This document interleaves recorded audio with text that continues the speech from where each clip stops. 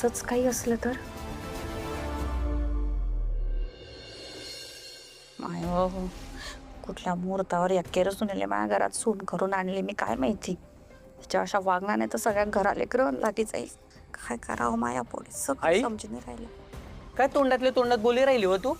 जे काय बोलायचंय ते जरा स्पष्ट बोल ना. हा, तुला सांगते तुझ्या बायकोचे लक्षण काही बरोबर नाही दिशी राहिले मले.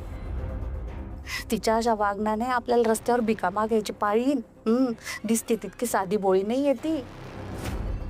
कवडीच्या भावाने बाजारात विकी टाकीन ती आपल्याला. आई खबरदार, तू पुष्पाले काही बोलली तर. पुष्पामुळे माझं आयुष्य सुरळीत सुरू आहे, नाहीतर कवाच बर्बाद होई गेलोस तुम्ही. हा म्हणा, अरे तुला समजे नाही राहिलं. गोड बोलून सण तुझ्या काटाकाडी राहिली ती. अजून बी वेळ गेलेली नाही हे विचार कर, नाही तर ही पोरगी आपलं घर बर्बाद करून टाकीन बेटा. अगं आई काय बोलते तू, तुला कळतंय का? अगं माझं आयुष्य पुष्पामुळे बर्बाद नाही होते, तर त्या मनोज आणि वल्लरीमुळे होतंय. त्यांच्यामुळे माझ्या गावचं घर गेलं, जमीन गेली. पुष्पा आहे ना तर मी आहे. माझ्या आयुष्याला जे ग्रहण लागलंय ना त्या मनोज आणि वल्लरीमुळे लागलंय.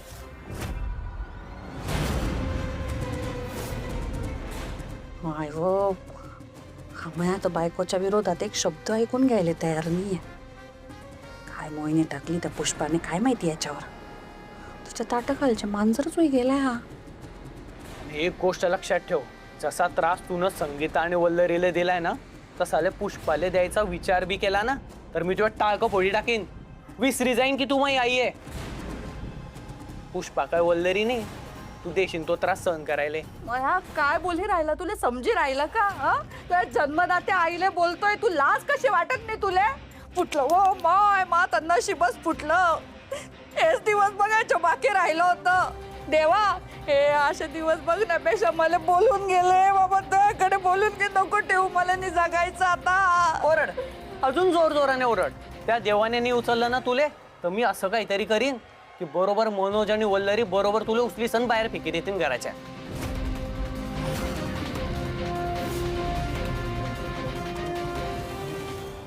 शाबास रे मर्दा, महेंद्रला तर बरोबर बाटलीत उतरवलंय मी. आता माझ्या इशाऱ्यावर नाचत राहणार. तय्य तय्य तय्य. हाय, काय करतेस? हाय, काही नाही गो, आवरावरी चाललीये बघ. सकाळची गडबड, कॅफेतही जायचंय ना, स्वयंपाक करतेय. मस्त ग. ए काय बनवतेस? नेहमीच आपलं पोळी भाजी. ऐक ना, तू जरा एकाच जागेवर उभं राहून बोल ना नीट माझ्याशी. किती किती फिरतीयस? नाही, एका ठिकाणी उभं राहून बोलायला आवडेल, पण सकाळी वेळच मिळत नाही गो तेवढा. माझ्याशी बोलताना तू नेहमीच बिझी असतेस. तेजा, असं काही नाहीये गो, पण जस्ट गडबड सुरू आहे आता, एवढंच. बरं ऐक, श्वेताशी काही बोलणं झालंय का तुझं? नाही, इतक्यात काहीच बोलणं झालं नाही आमचं. मग वल्लरीशी काही कॉन्टॅक्ट झालाय का? हो, वल्लरीचा फोन आला होता, तो उचलला सुद्धा मी. पण काय झालं, ती गडबडीत होती आणि मी माझ्या गडबडीत होते, त्यामुळे असं विशेष असं बोलणं नाही झालं. अच्छा अच्छा, ओके. प्रेरणा, ऐक ना, तू इकडून तिकडे फिरतीयस ना, मला काही दिसत नाहीये. आता तू कुठे ठेवलायस कॅमेरा? मी भिंत बघू का?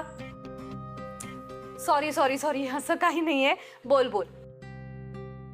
आता ना खरं तर थांबून छान बोलायची इच्छा आहे तुझ्याशी, पण काय आहे ना, सकाळी घड्याळाचे काटे थांबत नाहीत ना, मग काय करायचं? हो ना, मग बस घड्याळाच्या काट्याच्या मागे धावत. बाय. तेजा. श्वेता,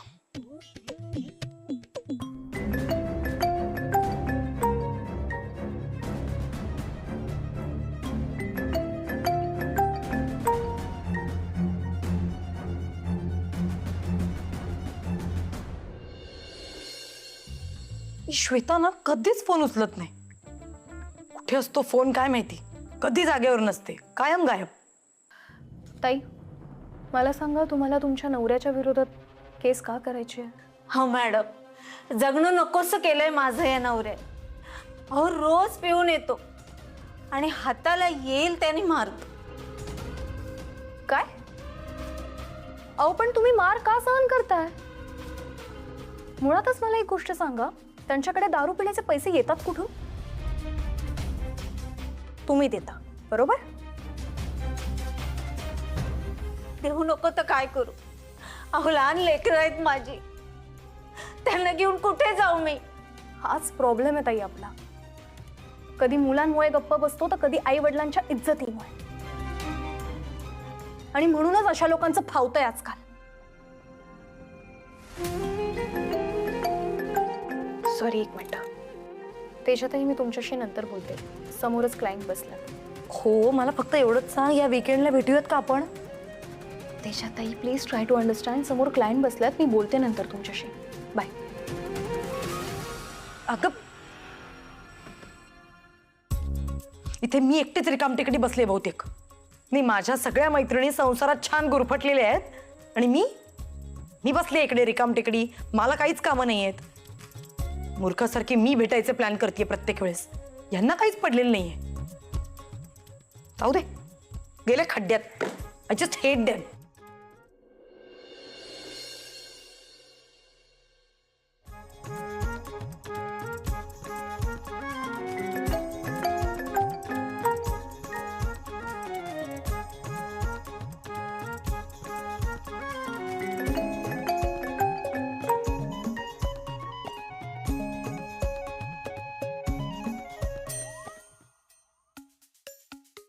काय हाय तेजाताई. सॉरी, ते मग अशी क्लायंट समोर बसल्या होत्या, त्यामुळे तुमच्याशी नीट बोलता नाही आलं. हो ना, आणि माझी पण स्वयंपाकाची खूप गडबड सुरू होती, त्यामुळे मलाही नीट बोलता आलं नाही. तुम्ही हे सगळं का मला एक्सप्लेन करताय? मी कोण लागते तुमची? वल्लरी, तुला कळतंय का काही? नाही, नेहमीप्रमाणे तेजा मॅडम आपल्यावर चिडलेल्या आहेत. ओ नाही नाही प्रेरणा, कसं आहे, आपल्या माणसांवर चिडतात, बिझी लोकांवर नाही. अरे बापरे, त्याच्यातही तुम्ही पण ना. अहो समजून घ्या सर आम्हाला पण. आम्हाला काही फक्त कामं नाही आहेत, संसार सुद्धा आहे. आणि तुम्ही जेव्हा संसारात पडाल ना, तेव्हा तुम्हाला समजेल या दोन्ही गोष्टींची तडजोड काय असते ते. माझ्या मैत्रिणी युनिक आहेत हे मला माहिती होतं, पण इतक्या युनिक आहेत हे माहिती नव्हतं की त्यांना आता त्यांच्या संसारापुढे त्यांची मैत्रीण सुद्धा दिसेनाशी झाली आहे. हे जरा अतिच होतंय हं, तेजा. मैत्रिणी दिसत नाहीत वगैरे असं काही नाहीये, पण एकदा संसारात पडला ना माणूस की प्रायोरिटीज थोड्याशा बदलतात गो. म्हणजेच थोडक्यात संसारात पडल्यानंतर मैत्रीचा बळी दिला जातो, हेच ना? त्याच्यातही असं नाही म्हणता येणार, पण काय आहे, संसार आणि काम म्हटलं की जरा तडजोड करावी लागते. मग तेच मी म्हणतेय की तडजोड ही नेहमी मैत्रीमध्येच का करायची?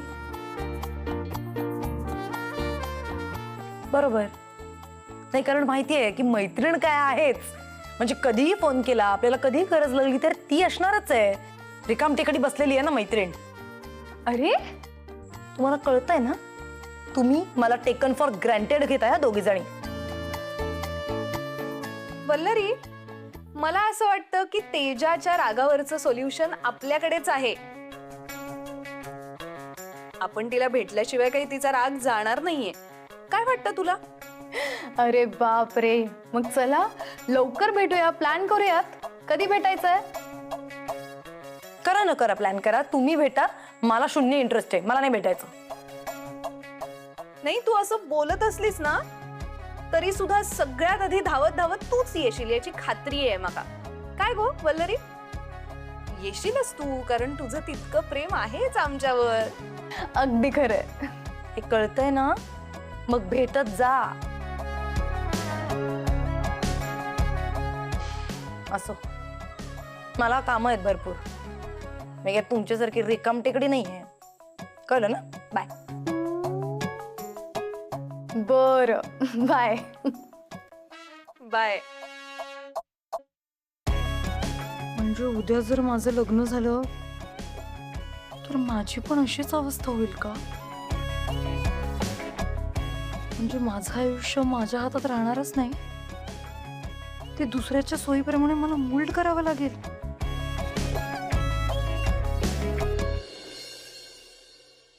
आली तू? ये ये ये. बस पाणी आणते मी तुझ्यासाठी. काय ग वल्लरी, कसा गेला दिवस तुझा? हा सांग तरी काय झालं ऑफिसमध्ये? वहिनी, आज ना एक वेगळीच केस आली होती माझ्याकडे. त्या ताई खूप रडत होत्या. खूप विचित्र वाटलं मला, काही सुचतच नव्हतं. मला विश्वास आहे, पण त्या ताई रडत आल्या ना तरी तू केस जिंकशील आणि त्या हसत परत जातील. बोलत काय बसले मी, थांब त्यासाठी चहा टाकते. हा आले टाकून. हा वहिनी, हा काय? तुम्ही खूप दमत असाल नाही घरातली कामं करून, आणि त्यात धगधग होते हो तुमची. मी फक्त तुम्हाला म्हणते मी मदत करीन, पण कामामुळे मला खरंच पॉसिबल होत नाही. मला खूप गिल्ट येतो. वल्लरी, का घरची काम आहे ती, आणि त्यातून तुम्ही आमच्यासाठी जे काही करताय त्यापुढे काहीच नाहीये. वहिनी प्लीज, हे तुमचं आमचं असं करू नका. जे काही आहे ते आपल्या सगळ्यांचंच आहे. हो, हे मात्र खरं बोललीस. हा, ह्या अडचणीच्या काळामध्ये आपलीच माणसं कामाला येतात ना ग. मनोज भाऊजींची तर खूप मदत झाली वल्लरी. त्यांनी यांना धंद्यासाठी पैसे दिले आणि यांनी लगेच नाक्यावरती भाजी विकायच्या स्टॉलसाठी जागा पण बघितली. काय सांगताय? अरे वा. वहिनी, आता दादांना सांगा हा बिझनेस आता जोराने सुरू करा आणि छान प्रॉफिट मिळवून दाखवा. आता सासूबाई आणि हे पोचले पण असतील. मी पण आवरून निघतच होते. वल्लरी, मी काय म्हणते, तू पण आवडते का ग? आपण दोघे एकत्र जाऊया, मला बरे वाटेल ग जरा. वहिनी, खरं सांगायचं तर माझी खरंच खूप इच्छा आहे तुमच्यासोबत यायची, पण आत्ता एक अर्जंट केस स्टडी आहे. ते जर नाही झालं ना तर उगाच प्रॉब्लेम होईल. So sorry. तुम्ही तिघं जाऊन या ना आत्ता, मी नंतर नक्की येईन. हां चालेल चालेल.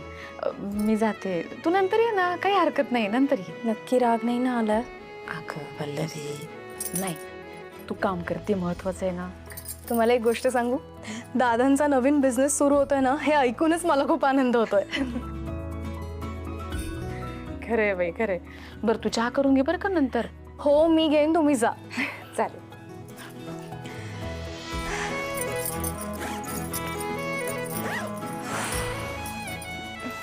येते हा वल्लरी. हो वहिनी. अरे आलात तुम्ही?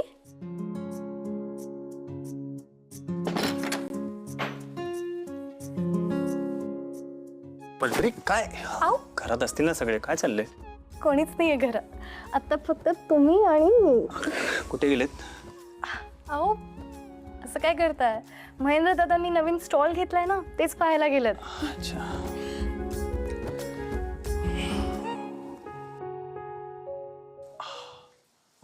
खायो, काय झालंय? सगळं ठीक आहे ना? दमलात का खूप? डोकं चेपून देऊ का? नाही नाही, नको, राहू दे. अहो, ते कामाचं टेन्शन आहे, बाकी काय नाही. मग डोकं चेपून देते ना. नाही, नको. एक मिनिट. अहो, हा, हॅलो. काय? आलोच. अहो, आत्ता तर घरी आलात, कुठे चाललात? ऐका तरी. अहो, कुठे निघालात? अरे,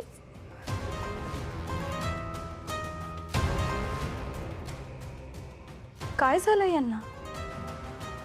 आधी तर हे आम्हाला एकांत मिळावा म्हणून किती धडपडायचे, आणि आज हा कोरडेपणा.